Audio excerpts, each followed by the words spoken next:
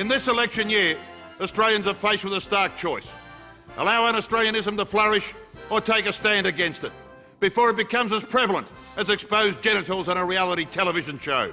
I love Australia, her far horizons, her jewelled sea, the Aussie people and our Australian way of life.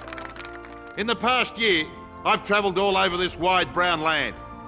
I've met a few people, both young and old, and listened to what they had to say.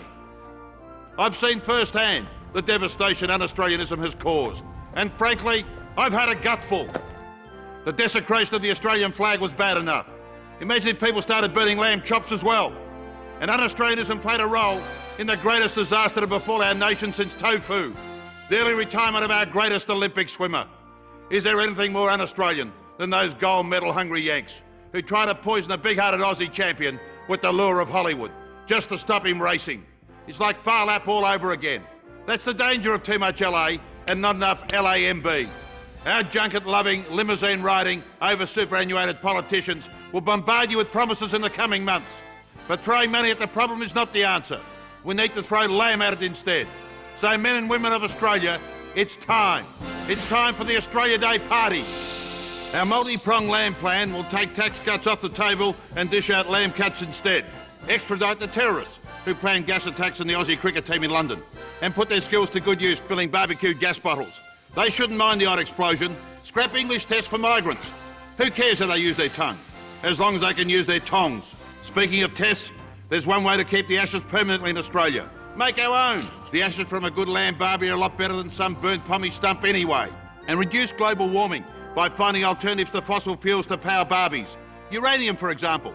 Think how many lamb chops a portable nuclear reactor could cook. If the koala suit-wearing, tree-hugging, alfalfa-munching lobby has a problem with that, they can chain themselves to the nearest plane. I hear North Korea's nice this time of year. But governments can't stop un-Australianism alone. A lamb-led recovery has to start at the grassroots, next to the Hills Hoist, with the Australia Day party. It's a simple concept. On January 26th, all Australians should gather in backyards around the nation, throw some lamb chops on the barbie and have an Australia Day party of their own. My fellow Australians, I have a dream that by Australia Day 2007, no Australian child will be living without a nice juicy lamb chop.